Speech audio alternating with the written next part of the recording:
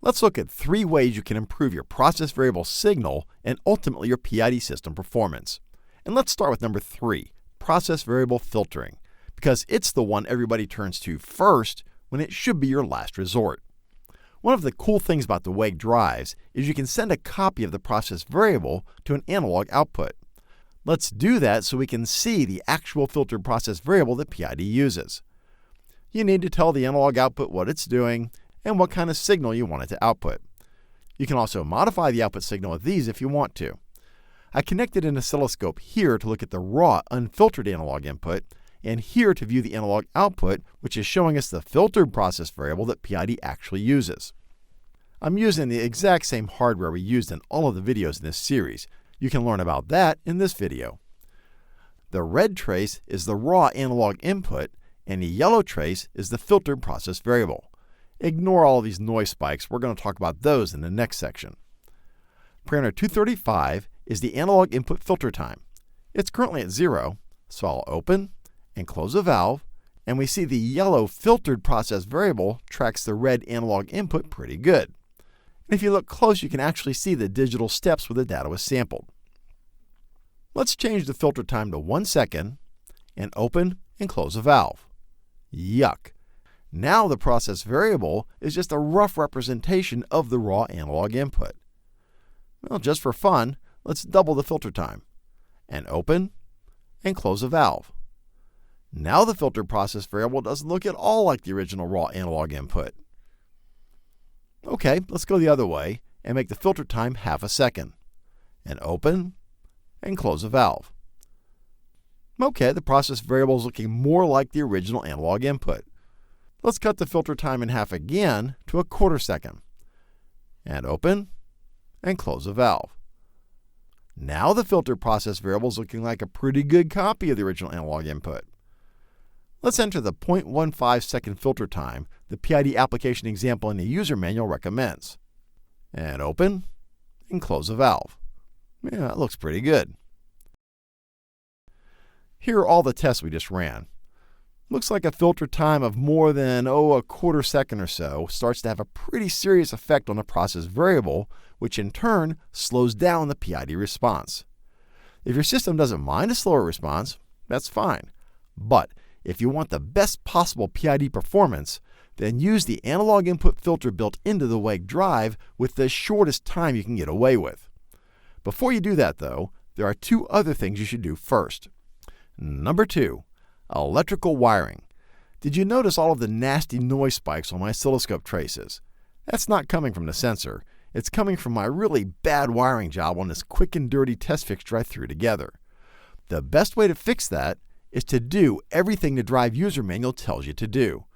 You can pause the video to read this list or just go look at it in the manual. It's all very self-explanatory, but very few people seem to take it to heart, and my test station included. To get the best possible PID performance and drive performance in general, make sure you go down this list and check everything off. I do want to expand on the motor wiring just a bit. AutomationDirect offers cables specifically designed to reduce noise generated by the drive to motor wiring. So if you're serious about getting rid of noise, be sure to use VFD-specific cable. There's even versions with the control wiring built in so you get both at the same time. Finally, the number 1 thing you can do to reduce process variable noise is to design your system mechanically to minimize the noise. For example, did you notice that in all of our videos we were using this sensor at the bottom of this stub? Why did we do that? Well, to reduce noise. It's easy to imagine water rushing down this pipe, smashing into this sensor, creating pressure spikes and noise. Where this sensor is far away from the rushing water, so it's going to see much calmer pressure variations. I connected both of these sensors to my oscilloscope, and look at that. The only difference between these 2 sensors is where they're located in my system. The rule of thumb is keep your sensor 5 pipe diameters away from any disturbance. So this is 1 pipe diameter, and this sensor is this many pipe diameters away from the rushing water. Makes a big difference, doesn't it? And if you have to put the sensor in line like this, the 5 pipe diameter rule applies here too. Keep this 5 pipe diameters away from any bends or other disturbances in the pipe flow. These sections of pipe are clear just so I can show you that effect in action. I'm going to zoom in on those and backlight them to make it easier to see the turbulence. Both of these are empty right now. When I turn the motor on, you'll see how the stub gets filled, and then you'll be able to see the turbulence in each pipe. Here we go. Switch to run mode. You see the stub filling up, and now you can see the air bubbles dancing around, but only up here where the turbulence is. I have a small valve on the inlet pipe so I can inject air into the system to make this easier to see. I'll open that valve a little bit, and we can see how fast the air bubbles are moving through here and smashing into this sensor. But down here, again, we see the turbulence is contained to the upper part of the stub pipe. And if you look close, you can see how slowly the small particulates are moving near the sensor at the bottom of the stub because there isn't any turbulence. I love that demo because you can actually see what's causing the mechanical noise in the sensors and why the 5 pipe diameter rule works so well. Cool. And this applies to any system. If you're doing temperature, well, don't put the sensor right next to the heating element, or at least put a baffle between the sensor and the heating element.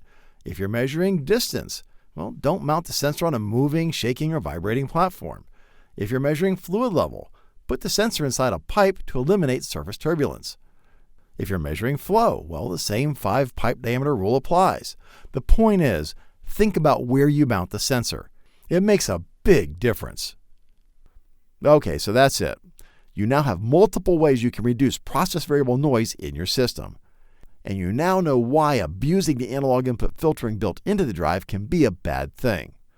Click here to learn more about the WEG variable frequency drives. Click here to subscribe to our YouTube channel so you'll be notified when we publish more videos like this, and click here to learn about AutomationDirect's free award-winning support options.